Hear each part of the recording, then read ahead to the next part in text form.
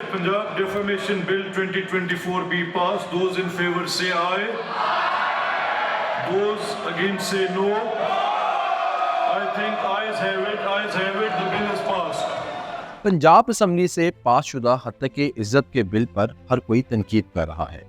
कोई इसे काला कानून कहता है तो कोई ये करार देता है कि इस बिल के ज़रिए हुकूमत को डिक्टेटर्स के एतबार से ज़्यादा इख्तियारात दे दिए गए हैं।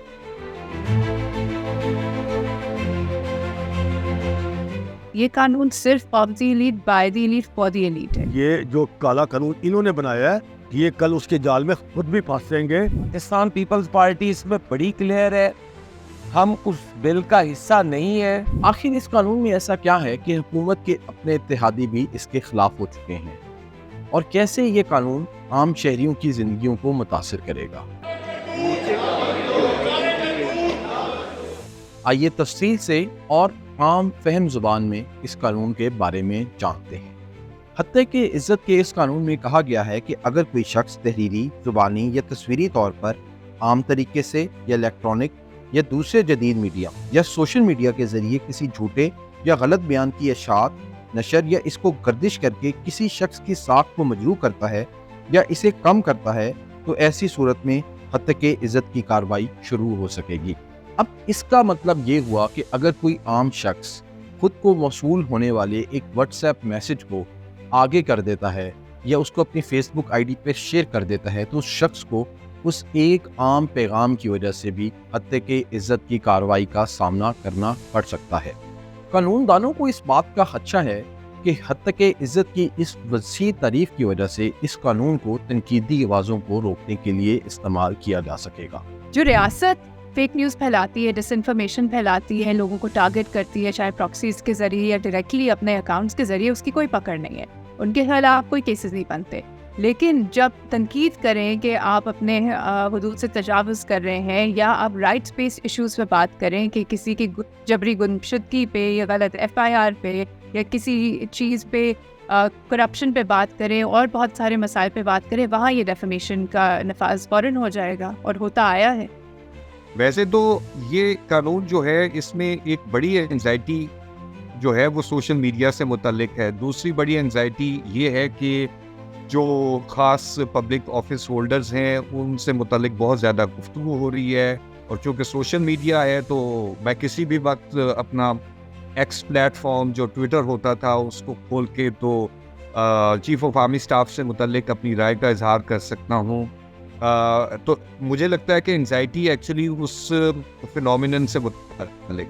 जिसको ये रोकना चाहते हैं, तबाह करना चाहते हैं, बंद कर देना चाहते हैं, फ्री स्पीच का जो हक है उसको पामाल करना चाहते हैं। आइए अब कुछ समझते हैं कि इस कानून का इतलाक़ कैसे हो। इस कानून के इतलाक़ के लिए खसूसी ट्रिब्यूनल्स कायम किए जाएंगे, जिनके जजेस के लिए पंजाब हुकूमत और chief justice Lahore high court बाहमी मुशावरत करेंगे, और इन जजेस की मुद्दत मुलाजमत सिर्फ 18 महीने हो और उनको मुद्दत मुलाजमत में तोसी उनकी कारकर्दगी जांचने के बाद मिले। हुकूमत का ट्राइब्यूनल्स के जजेस के तकर्रुर में बराह रास्त किरदार को कानूनदान आइन से मुतसादिम और मफादात के टकराव के तौर पर देख रहे हैं। ट्राइब्यूनल्स में वो इवन तो मशावरत के साथ chief justice Lahore high court के नाम दिए जाएंगे, हुकूमत भी अप्रूव करेगी, तो उसमें ज़ाहिर है कि उन्होंने अपना एक रोल डाल दिया है, और उस रोल को डालने के, और वो इसका ऐसे कानून में रोल डाला है जिसमें कि कंप्लेनेंट भी हुकूमत हो सकती है क्लेमेंट के तौर पे, और वो क्लेम्स भी फाइल कर सकती है, पब्लिक ऑफिशियल्स भी फाइल कर सकते हैं, और उनकी मदाखलत भी हो सकती है। तो ये तो एक डायरेक्ट कॉन्फ्लिक्ट ऑफ इंटरेस्ट भी है, लेकिन इधर इंटेंट ज़ाहिर हो रही है। वैसे तो कहा जाता है कि कानून की नज़र में सब लोग बराबर हैं, लेकिन इस कानून के बारे में ये बात नहीं कही जा सकती। उसकी वजह यह है कि हत्या के इज्जत के इस कानून में दर्ज है कि जो आईनी ओहदे पर बैठे हुए लोग होंगे, जैसे कि सदर पाकिस्तान, वज़ीर आज़म Pakistan, chief justice of Pakistan या आर्मी चीफ या इस तरह के दीगर अहम मनसूबों पर बैठे हुए लोगों के लिए अलग अदालतें कायम की जाएंगी, जो कि लाहौर हाई कोर्ट के जज पर मुश्तमिल होंगी, और इन अदालतों में हत्या की इज्जत के मुकदमात करने के लिए इन अहम मनसूबों पर बैठे हुए लोगों को खुद अदालत में पेश होने की ज़रूरत भी नहीं होगी, बल्कि वो अपने वकील या किसी मजाज अफसर के ज़रिए केस की पैरवी कर सकेंगे। دیکھیں جب قانون لایا جاتا ہے پبلک آفس ہولڈر ہوتا ہے، ان کے حوالے سے جو پولیٹیکل اسپیچ اور کرٹیسزم ہوتی ہے وہ اور زیادہ اس کو پروٹیکشنز حاصل ہیں بنسبت ایک عام شہری کے. تو پہلے تو یہ فرق ہی نہیں کیا جا رہا ہے اس قانون کے ذریعے. دوسرا یہاں پہ جب آپ نے ڈسکریمنیٹری، تو یہ قانون صرف of the elite by the elite for the elite ہے. یہ اس میں، اور آپ جرمانوں سے اندازہ لگا لیں، آپ یہ پیرالل جو پروسیڈنگز ہیں، یہ ایگزیمپشن یہاں پہ عام شہری کو نہیں ہے. وہ اپنی نوکریاں چھوڑ کے اور باقی وہ پرسنل اٹینڈنس ساری چیزیں کریں گے، وہ سارے تقاضے پورے کریں گے. یہاں پہ جو پبلک آفس ہولڈر ہے اس کو ایگزیمپٹ ہے کہ وہ پروسیڈنگز بھی چلائیں، ان کو آنا بھی نہیں پڑے گا. ڈیفیمیشن کا جو کلیم ہے وہ ہر انسان ذاتی حیثیت میں کر، اور یہ بات سمجھ میں نہیں آتی کہ ایک سپریم کورٹ کا جج جو ذاتی حیثیت میں کلیم داخل کر رہا ہے اس کو اتنی اسپیشل ٹریٹمنٹ کیوں دی جائے، یا اسپیکر جو ہے اس کو یہ اسپیشل ٹریٹمنٹ کیوں دی جائے، اسپیشل میکنزم کیوں مہیا کیا جائے، یا چیف آف آرمی اسٹاف کو یہ اتنی سہولت کیوں دستیاب ہو کہ وہ پبلک ایکسچیکر پر قائم کیے جانے والے ایک ٹریبیونل کے سسٹم میں ایک ایسی سیڑھی سے داخل ہو، بلکہ لفٹ کے ذریعے داخل ہو، اسے چلنا بھی نہ پڑے، کوئی قوت کا استعمال نہ کرنا پڑے، اور راستے جو ہیں وہ اس کے لیے کھلتے چلے. اس مجوزہ قانون میں سب سے قابل اعتراض بات یہ ہے کہ اس میں ٹریبیونل کے پاس اختیار ہوگا کہ وہ ٹرائل شروع ہونے سے پہلے ہی حتی کہ عزت کے الزامات کا سامنا کرنے والے شخص پر 30 لاکھ روپے تک کا جرمانہ عائد کر سکتی ہے. اچھا، یہ تصور اور کچھ قوانین میں بھی موجود ہے کہ لیو ٹو ڈیفینڈ، یعنی اپنے آپ اپنا، یعنی جو جس پر الزام لگایا جا رہا، جسے مسئول علیہ کہہ دیں، رسپونڈنٹ کہہ دیں، ڈیفینڈنٹ کہہ دیں،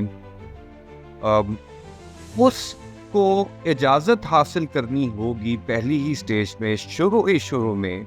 کہ کیا وہ مقدمے میں اپنا دفاع کر بھی سکتا ہے کہ نہیں کر سکتا. اگر لیو ٹو ڈیفینڈ نہیں ملتی تو فوراً ڈگری مل جائے گی، اس کو پریلیمنری ڈگری کا نام دیا. لیکن یہ ڈیفیمیشن کے قانون میں اس نوعیت کا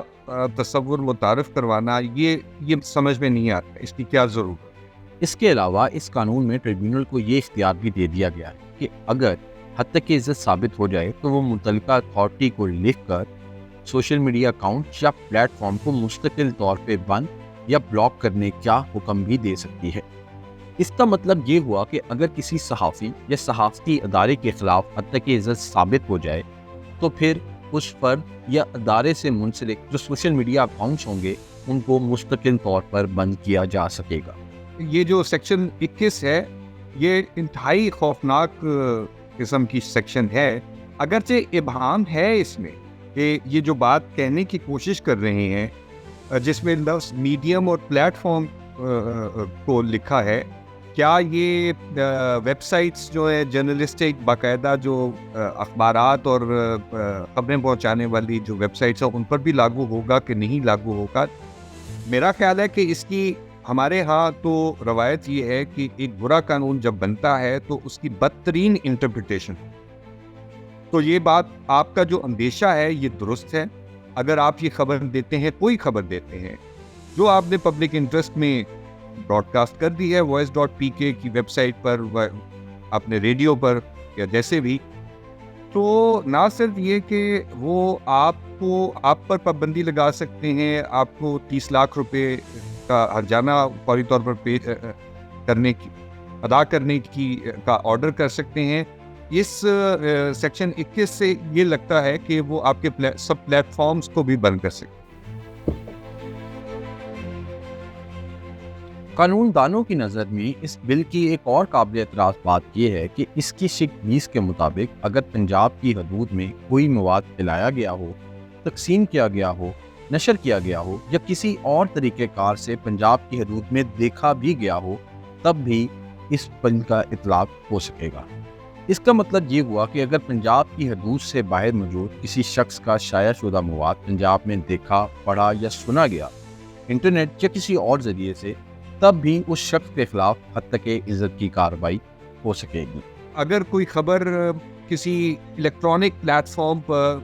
ڈیجیٹل پلیٹ فارم پر کراچی سے شائع ہوتی ہے تو یہ ممکن ہے کہ کوئی پبلک آفس ہولڈر یا کوئی بھی شخص اس کے خلاف کلیم پنجاب ڈیفیمیشن ٹریبیونل میں لے آئے، کیونکہ پنجاب میں بھی تو پہنچ جائیں گی نا، پنجاب میں بھی اس پلیٹ فارم پر نشر ہونے والی، شائع ہونے والی خبریں یا رائے جو ہیں وہ ان کو دیکھا جا سکے گا۔ تو یہ قانون بظاہر اس چیز کی اجازت دیتا ہے کہ پنجاب میں جب وہ اس کو ریسیو کر لیا گیا، اس کی ڈسیمینیشن ہو گئی کسی بھی خبر کی یا رائے کی،